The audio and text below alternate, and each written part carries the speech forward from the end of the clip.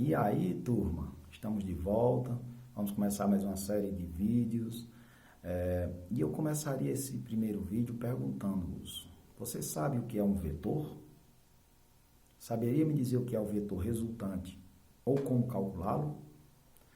Se ainda não tem resposta para essas perguntas, aguarde, assista esse vídeo até o final, pois nele iremos falar sobre os vetores, suas aplicações e suas definições. Um assunto extremamente importante, tanto no primeiro, quanto no segundo, quanto no terceiro ano do ensino médio. Então, se ainda não é inscrito no canal, eu peço que se inscreva, ative o sininho das notificações para serem lembrados quando algum vídeo for lançado no canal, compartilhe com outros colegas, né? E deixe aquele like, que isso nos motiva a continuar fazendo esse trabalho. Ok? Vamos lá! Bom, turma, como havíamos falado, nós vamos iniciar o nosso conteúdo de vetores, né? Inicialmente, a pergunta motivadora foi: o que são vetores? Bom, vetores nada mais são do que entes matemáticos utilizados para representar alguns tipos de grandezas físicas. Se você olhar no dicionário, você vai encontrar que vetores nada mais são do que, ou um vetor nada mais é do que um segmento de reta com uma orientação. Para a física, esse conceito vai além. Na física, nós temos dois tipos fundamentais de grandezas, que são as grandezas vetoriais e as grandezas escalares.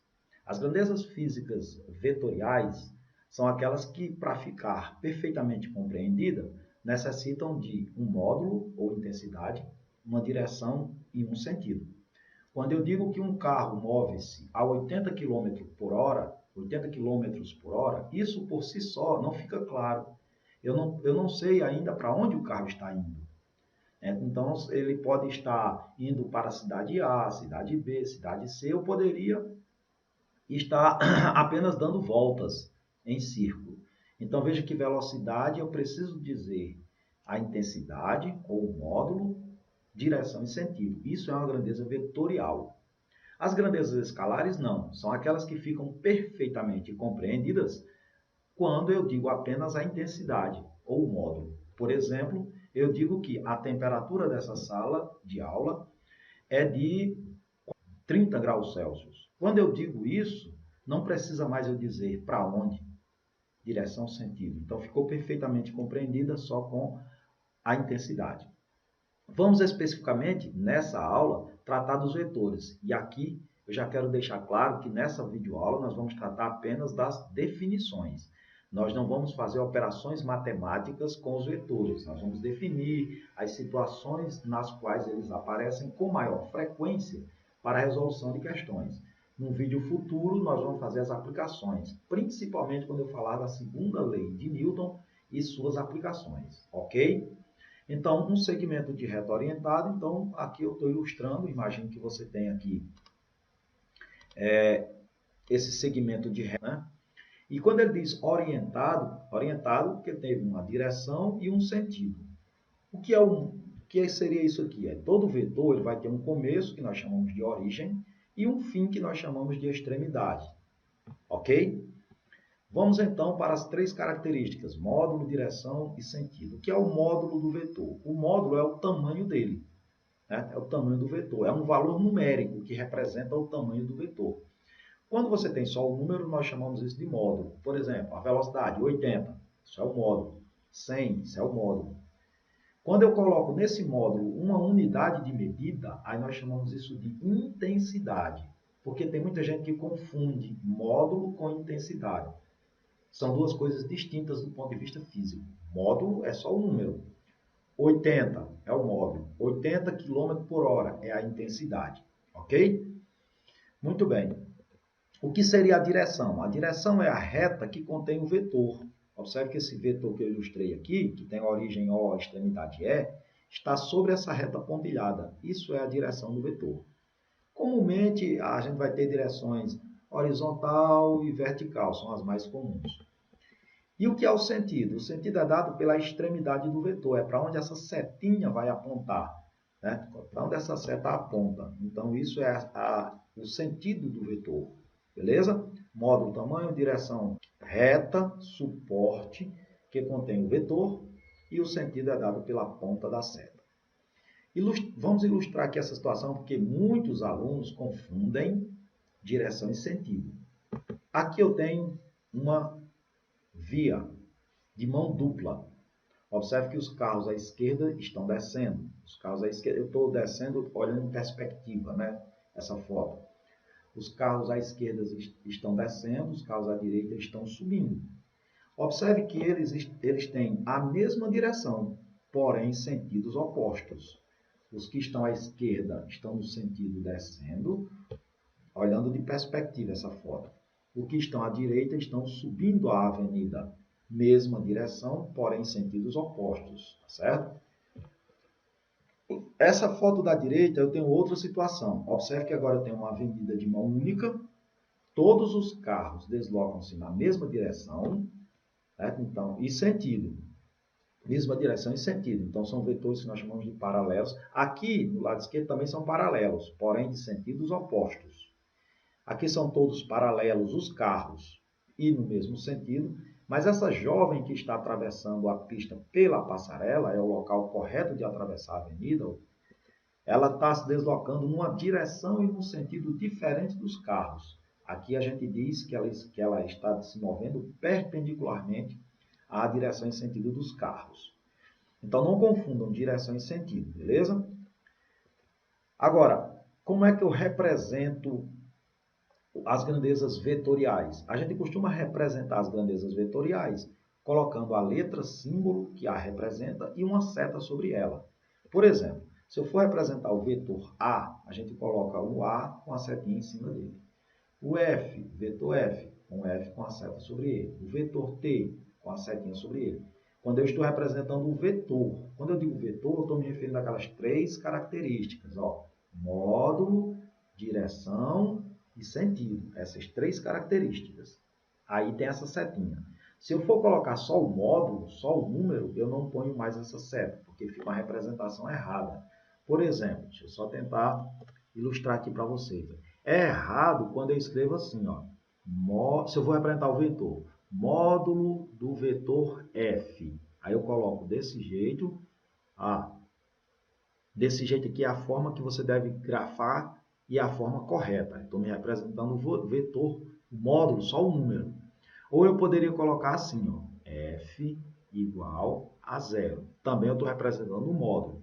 Agora, se você escreve assim, ó, F, aí coloca aqui uma setinha sobre ele igual a 0. Isso aqui é uma representação errada.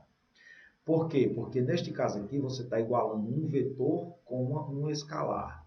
Está errado, isso aqui é só um número. Aqui é um vetor, tem três características. Então essa grafia aqui, ó, ela é errada. Deve ser evitada, certo? Muito bem, continuando então. Os vetores, quando é que dois vetores ou mais são iguais? Eles são iguais quando apresentam o mesmo módulo, mesma direção e o mesmo sentido. Mesmo módulo, mesma direção e o mesmo sentido. Assim sendo, imagine que eu tenho esses dois vetores A e B. Como eu estou representando os vetores, eu coloco então a setinha sobre ele. Eu estou indicando aqui o módulo, direção e sentido. O vetor B, módulo, direção e sentido. E observe que eles têm o mesmo tamanho, portanto, o mesmo módulo. Estão na horizontal, portanto, mesma direção. E os dois apontam para a direita, estão no mesmo sentido. Então, nesse caso, diz-se que esses dois vetores são iguais. Agora, imagine essa outra situação, o vetor C e D. Observe que eles têm o mesmo tamanho, têm o mesmo módulo. Todos os dois estão na horizontal, têm a mesma direção. Porém, o vetor C aponta para a direita, o vetor D aponta para a esquerda, tem sentidos diferentes, então eles não são iguais. Diz-se então que o vetor C é diferente do vetor D. Veja que se eu não tivesse botado essa seta, essa igualdade aqui poderia ser verdade. Por exemplo, se aqui fosse 20 newtons e aqui 20 newtons, então em módulo esses dois vetores seriam iguais. Mas o vetor C é diferente do vetor D, porque mudou uma das características, que foi o sentido. Se uma das características muda, então esses vetores não serão iguais. Ok? E vetores opostos? Bom, disse que dois vetores estão opostos quando eles têm mesma direção, porém sentidos opostos. Observe esse vetor A inclinado para cima. Observe o vetor oposto dele, inclinado para baixo. Observe que esses dois vetores têm o mesmo módulo, ou seja, o mesmo tamanho. São paralelos, portanto, têm a mesma direção, porém os sentidos são contrários. Aí disse que esse vetor e esse são opostos. Para representar o oposto, a gente costuma colocar um sinal negativo antecedendo a letra que simboliza o vetor. Então, você lê isso aqui como sendo o oposto do vetor A.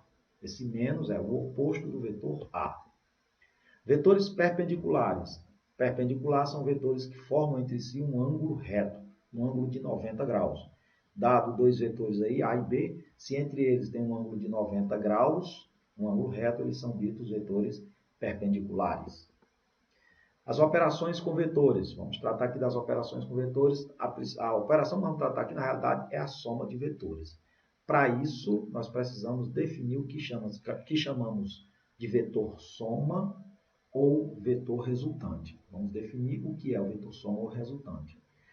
Fisicamente, qual é a definição, pessoal? O vetor soma ou resultante é aquele vetor que sozinho substitui todos os outros e produz o mesmo efeito. Então, vamos supor que eu tenha esse corpo apoiado nesse plano e submetido a esses três vetores, A, B e C.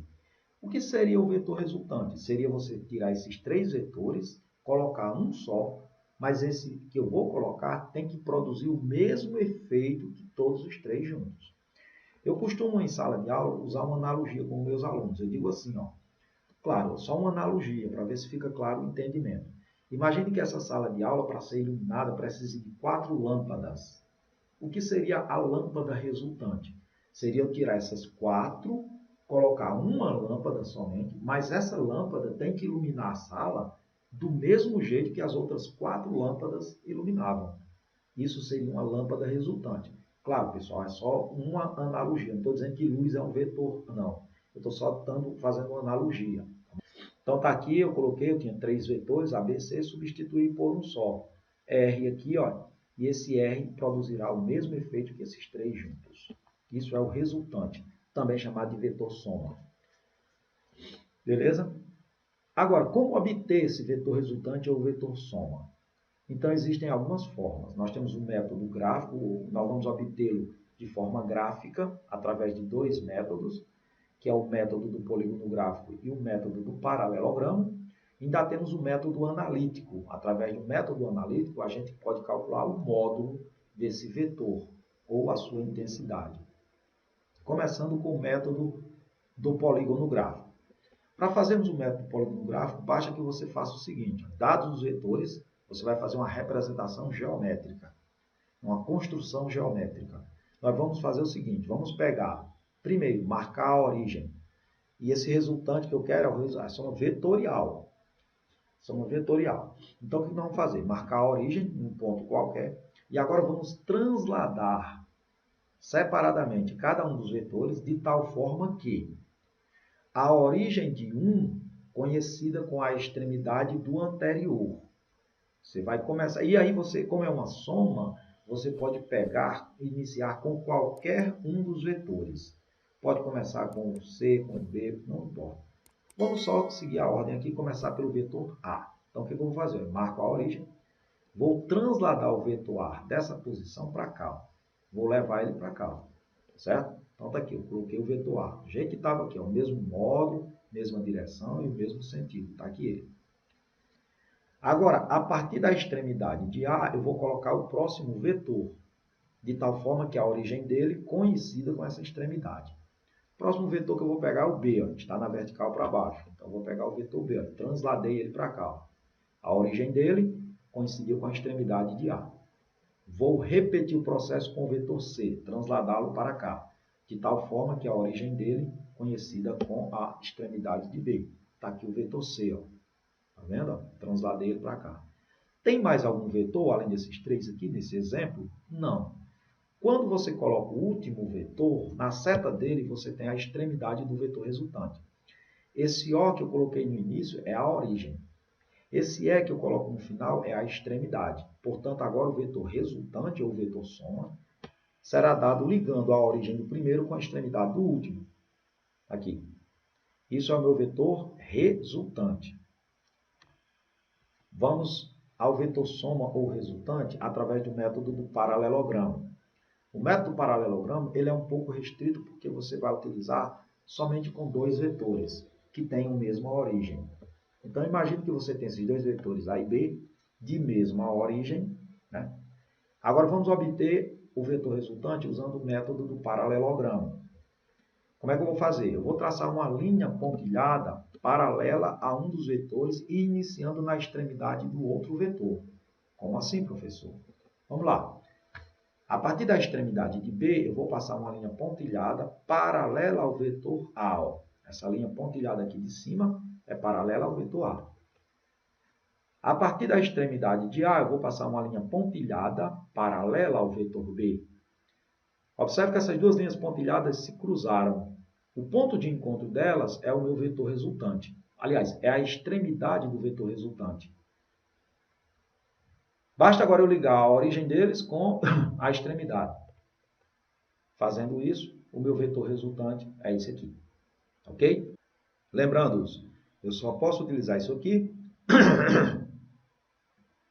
quando você tiver dois vetores com a mesma origem. Vamos a outra situação. De novo, eu coloquei os dois vetores A e B perpendiculares entre si. Vamos obter o vetor resultante. A partir da extremidade de B, eu passei uma linha pontilhada paralela ao vetor A. A partir da extremidade de A, eu passei uma linha pontilhada paralela ao vetor B. Agora eu ligo a origem dos vetores com o ponto de encontro dessas linhas pontilhadas. Isso é o meu vetor resultante. Ok? Está aí determinado pelo método do paralelogramo. Agora, o método analítico. O método analítico é aquele que a gente vai obter um valor numérico, um módulo do vetor, numericamente. Porque os outros a gente obtinha o módulo, mas geometricamente. Era uma construção geométrica. Agora vamos fazer uma operação matemática. Dados dois vetores aí, A e B, e entre eles um ângulo que eu estou chamando de ângulo alfa, o ângulo entre os vetores. Então, vamos usar uma fórmula matemática chamada de lei dos cossenos. Mas lá na matemática, a lei dos cossenos é diferente um pouco da lei que nós vamos utilizar aqui. Então, a gente costuma chamar assim, ó, lei dos cossenos aplicada à física. E essa lei dos cossenos, vamos obter geometricamente o resultante. Ó. Como são dois vetores de mesma origem, método paralelogramo. Linha pontilhada paralela ao vetor A. Linha pontilhada paralela ao vetor B. Elas se tocaram aqui. Aqui está a extremidade do resultante. Aí o vetor resultante. Vamos obter analiticamente esse resultante. A equação é essa. Resultante ao quadrado é igual vetor A ao quadrado mais o vetor B ao quadrado mais duas vezes o produto entre os vetores vezes o cosseno do ângulo entre eles. Olha a diferença aqui, que essa lei dos cossenos, se fosse lá na matemática, esse sinal aqui, ó, que eu estou circundando com o cursor, seria negativo. Teremos uns casos particulares, vamos tratar de três. Primeiro, que são os mais comuns, é o que vai aparecer com maior frequência lá na resolução das questões que vocês vão ver. Primeiro caso particular, vetores na mesma direção e sentido. Neste caso, o ângulo entre eles é zero. Porque vejam que pela lei dos cossenos eu preciso do ângulo entre os vetores. Aqui eu coloquei o vetor A na horizontal para a direita, B na horizontal para a direita, estão na mesma direção e no mesmo sentido. Neste caso, aplicando a lei dos cossenos, o ângulo é zero, fica resultante ao quadrado, A ao quadrado, B ao quadrado, 2AB, cosseno de zero. Só lembrando que o cosseno de zero é 1. Como o cosseno de zero é 1, a expressão agora pode ser escrita assim. E veja que ficou o quadrado do primeiro, duas vezes o primeiro pelo segundo, o quadrado do segundo. Isso é um produto notável. Lembram lá na matemática? É o quadrado da soma de dois termos. Esse quadrado do R com o quadrado do parêntese eu posso cancelar.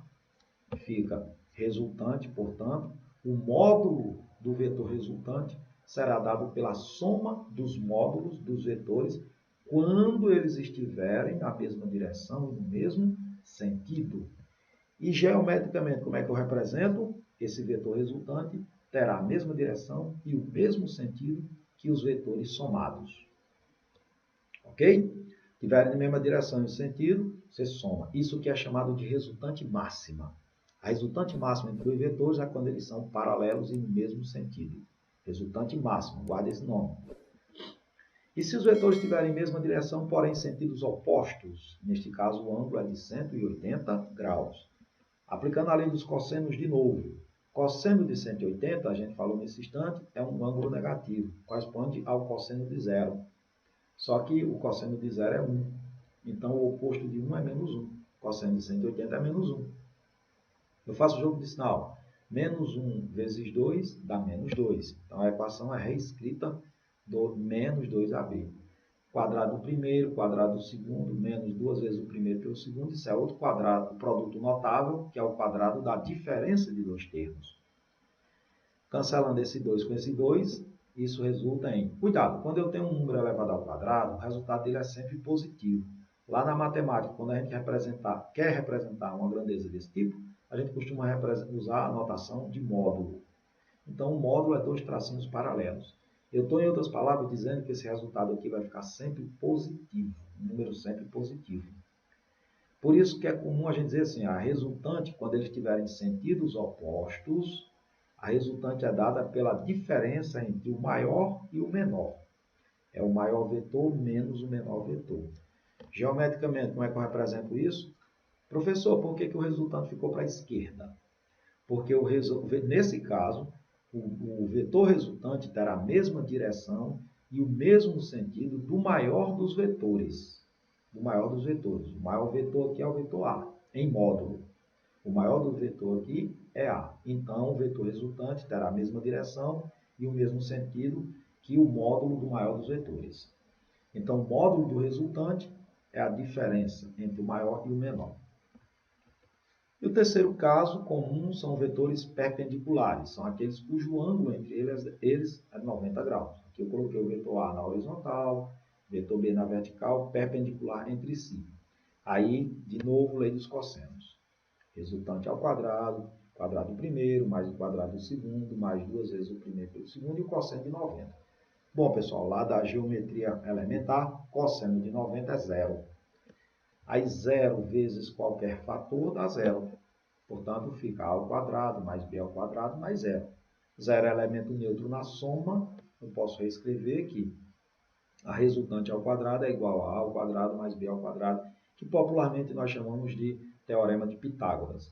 Um detalhe também em relação ao caso dos vetores em sentidos opostos é que eles são chamados de resultante mínima. Quando você tem vetores em sentidos opostos, resultante mínima.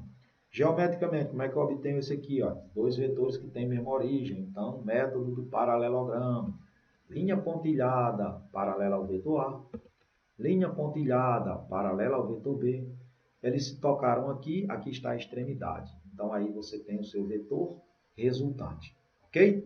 Como eu tinha dito inicialmente, essa aula é uma aula teórica, apenas nós vamos conhecer o vetor e como calcular. Aprendemos o que é o vetor resultante, como determiná-lo e 3 casos particulares que são os mais comuns que aparecem nos exercícios tanto de mecânica, na parte dinâmica, leis de Newton, quanto também na parte de eletricidade, quando a gente vai trabalhar com campo elétrico, com força elétrica e os resultantes que aparecem via de regra são esses 3 casos particulares. Resultante máxima, somando, resultante mínima, subtraindo, perpendicular, usando o teorema de Pitágoras. Espero que vocês tenham entendido e gostado da videoaula. Em caso afirmativo, dá um like, curta aí a nossa videoaula, se inscreva no canal se não for inscrito, compartilhe e ative o sininho das notificações.